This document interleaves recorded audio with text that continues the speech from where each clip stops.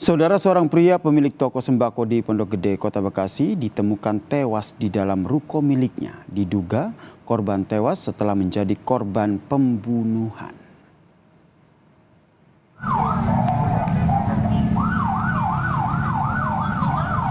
Alex, pemilik ruko yang menjual sembako di Bekasi ini, saudara, ditemukan tewas di dalam ruko miliknya.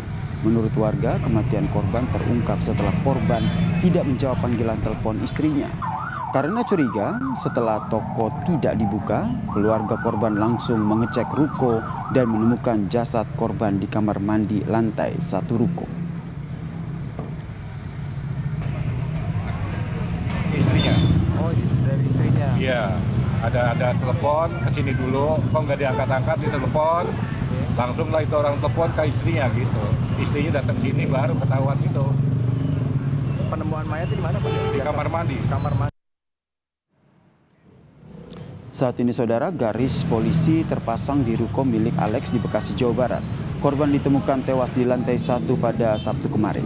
Korban diduga menjadi korban pembunuhan karena ditemukan bekas bercak darah dan juga jasad korban tertumpuk kardus.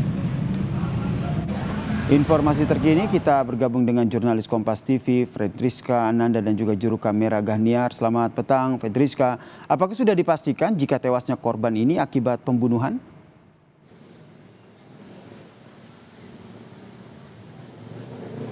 Ya, selamat petang ya, Sir dan juga saudara. Untuk motif apakah ini sebetulnya terjadi pembunuhan atau seperti apa, ini masih didalami oleh pihak kepolisian. Bagaimana kemudian ini kemarin setelah kejadian ini polisi langsung mendatangi tempat kejadian perkara ini di kawasan Jatimakmur, Bekasi, Jawa Barat, di mana polisi kemudian menemukan korban ini di lantai 1 ruko miliknya.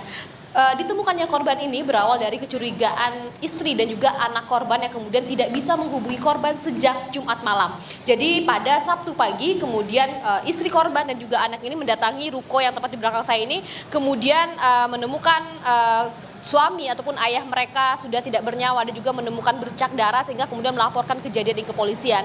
Karena memang kalau misalkan dari informasi yang kami himpun dari tempat kejadian perkara juga ya, Sir dan juga saudara, di mana sebetulnya ruko tempat kejadian perkara ini tidaklah sepi begitu ya, di mana di samping kiri kanannya ini ada toko-toko lain dan juga kemudian banyak juga aktivitas masyarakat yang memang beraktivitas di sini. Jadi memang ketika kejadian ini terjadi pada Jumat malam ini, berdasarkan informasi yang kami dapatkan dari warga setempat begitu ya, mengatakan bahwa listrik ini sudah mati sejak Jumat malam.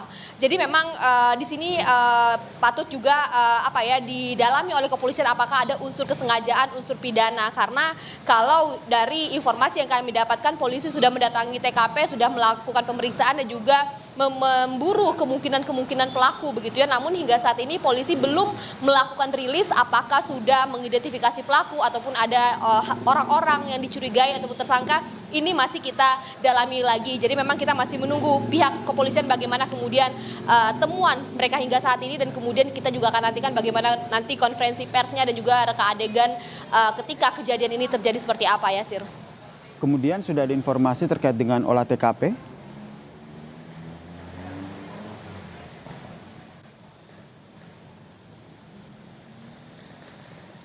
Fedriska, sudah dapat informasi terkait dengan kapan polisi akan melakukan olah TKP di lokasi?